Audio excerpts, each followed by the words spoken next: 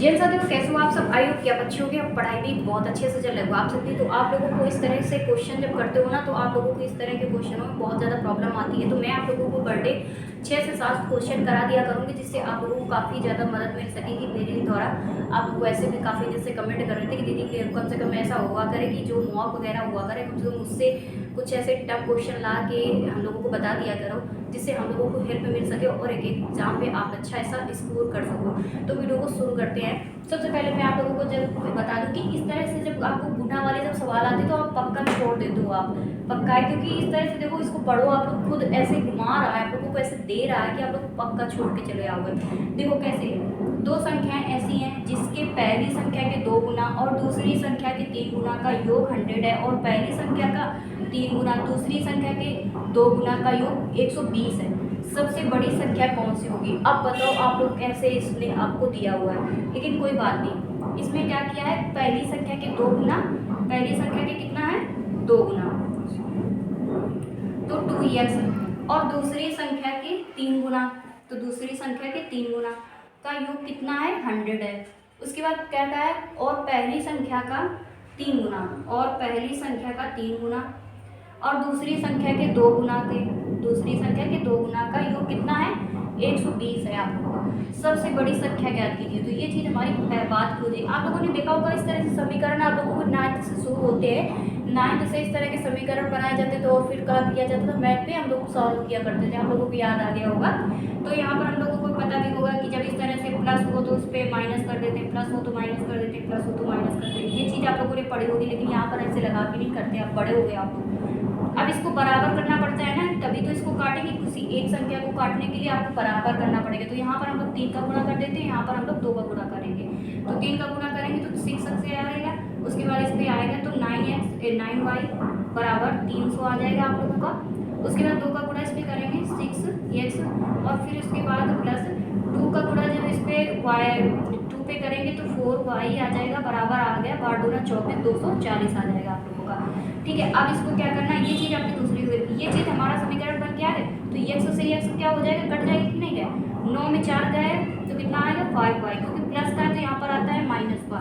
ठीक है, अगर यहाँ माइनस पे होता तो यह प्लस पे आता है, लेकिन यहाँ पर प्लस है तो माइनस पे, तो इसलिए घट जाएगा। 5y बराबर 300 में जब 240 घटाएंगे तो कितना आ जाएगा, यहाँ पर हमारा 60 आ जाएगा। 5 से अगर हम 60 काटेंगे तो 12 आ जाएगा, तो y बराबर 12 आ गया। ठीक है, अब x बराबर भी तुम्हें ज्ञात करना है, क्योंकि इसने पूछा भी तो है सबसे बड़ी संख्या कौन सी होगी।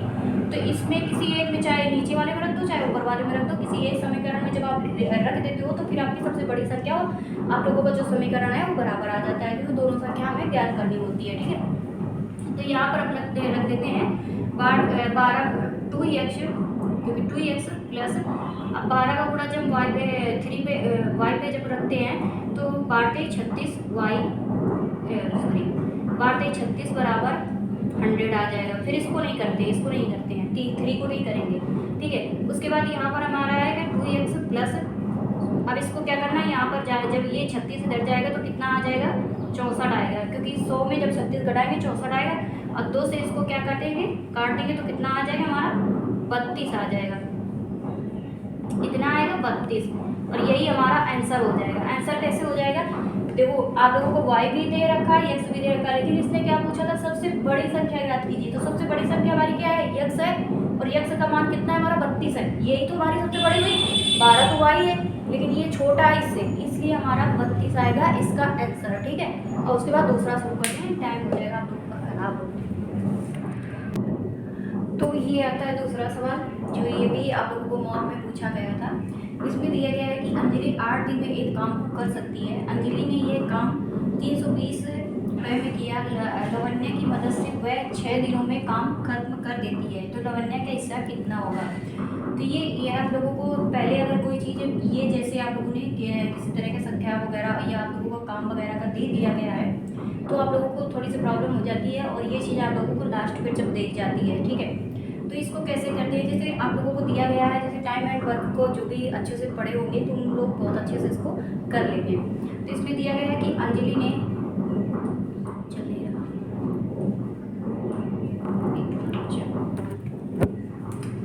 इसमें दिया गया है कि अंजलि किसी काम को कितने दिन में कर सकती है, 8 दिन में। और उसने कहा है कि ये काम, इस चीज़ को हम बाद में करते हैं, पहले इसको करते हैं कि लवण्य की मदद से, तो अंजलि प्लस लवण्या, इनकी मदद से यह काम को कितने 6 दिन में होता है, ठीक है, कर लेती। तो अब इसको, इन दोनों को क्या करते हैं, क्लासा वगैरह आप लोगों ने देखा होगा, एलसीएम वगैरह हम लोग लेते हैं ऐसे करके, लेकिन हम लोग ऐसे अब बड़े हो गए हैं तो ऐसे नहीं करते हैं।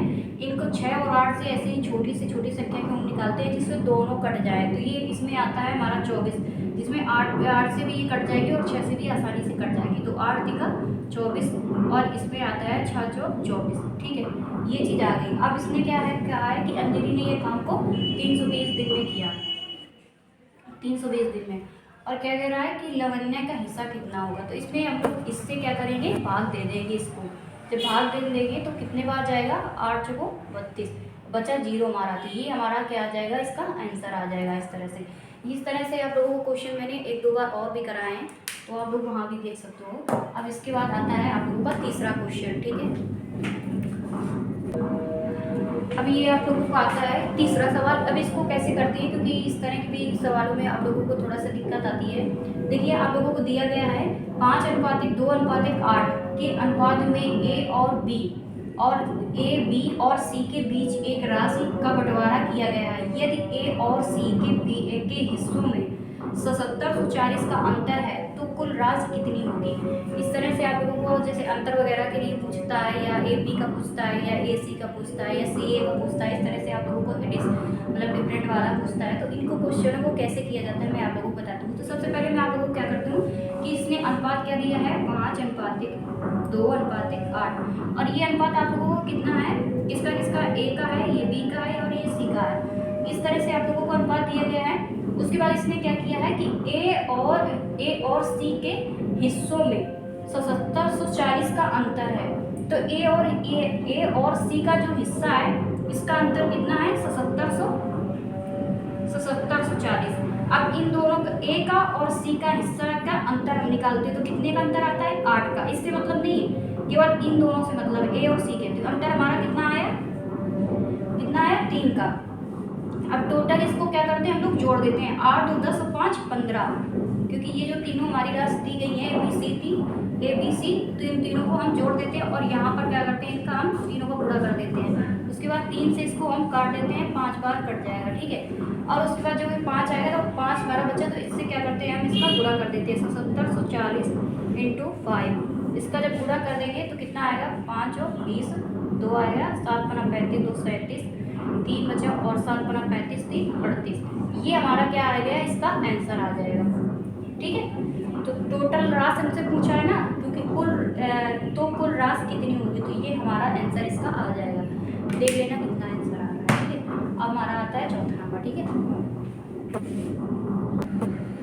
तो दोस्तों ये आता है हम लोगों का चौथा सवाल, जिसमें से आप लोगों को पढ़ते हैं, अरुण और आहान के पास मौजूद धनराशि का अनुपात 9:5 था। यदि अरुण अपने हिस्से से ₹12 आहान को दे देता है तो उस अनुपात में बदलकर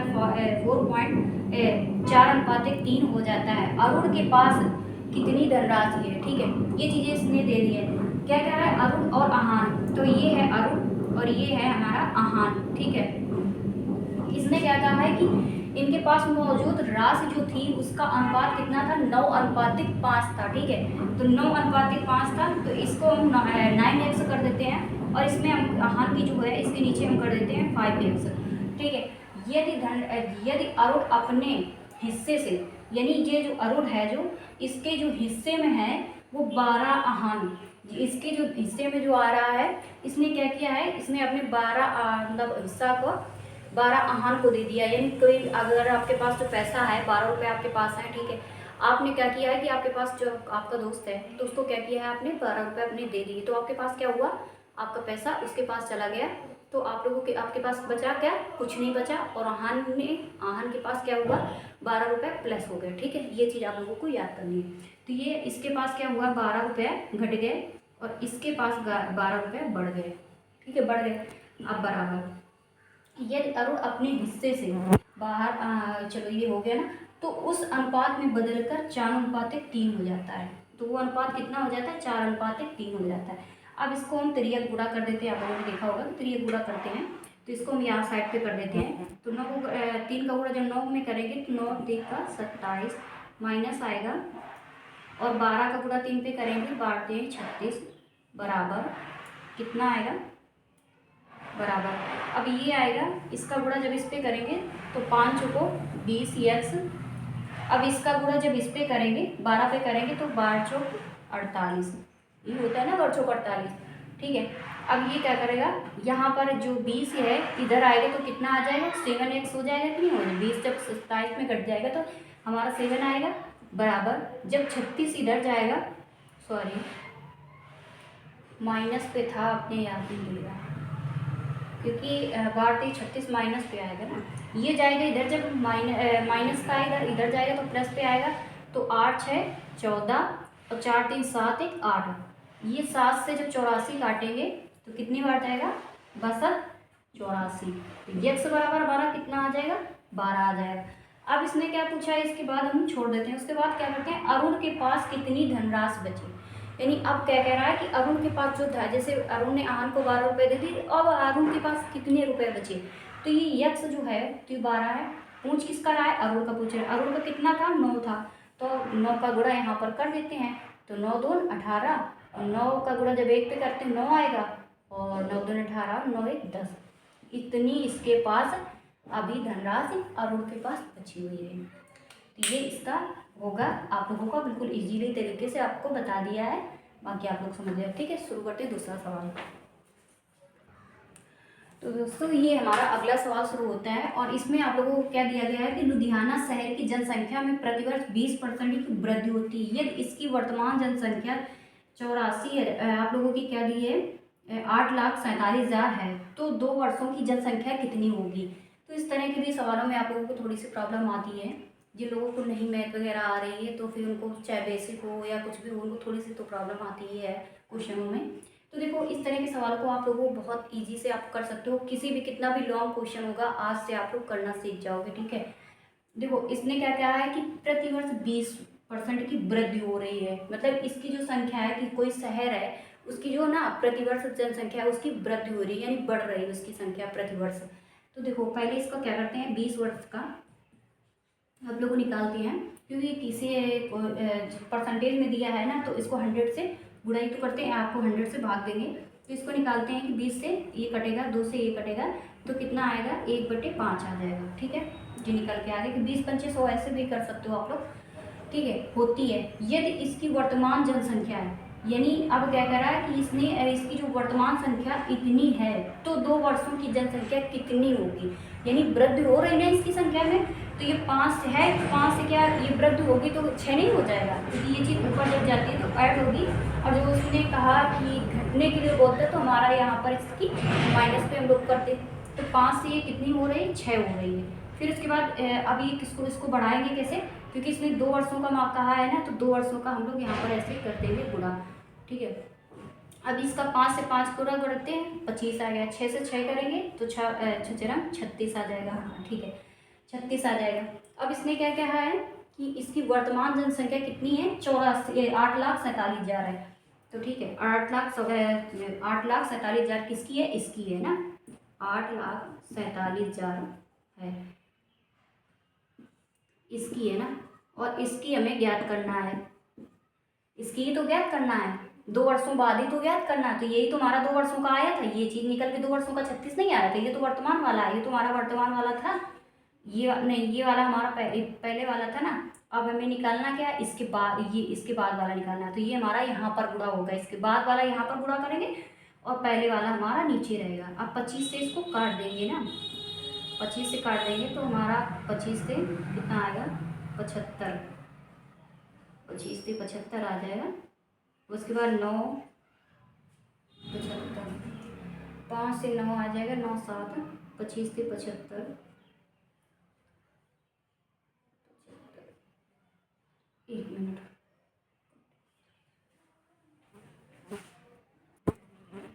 उसको कैलकुलेट करने लग गई थी, तो इसको काटेंगे, ठीक है। उसके बाद इसको 8 बार जाएगा, 8 बार जाएगा। उसके बाद इससे काटेंगे जब 200 आएगा, फिर 8 बार जाएगा और उसके बाद 1 0 बच जाएगा, ठीक है।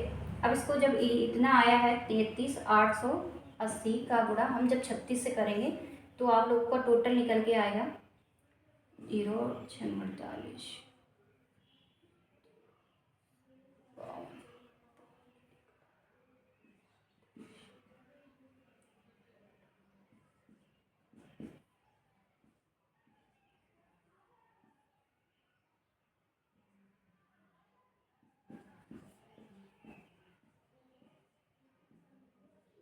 ये आप लोगों का आंसर निकल के आ जाएगा। इस तरह से होगा, थोड़ा सा कैलकुलेशन है इसलिए थोड़ी सी प्रॉब्लम हो रही है, लॉन्ग कैलकुलेशन है इसलिए थोड़ा सा उसको सॉर्ट करने में दिक्कत हो रही थी।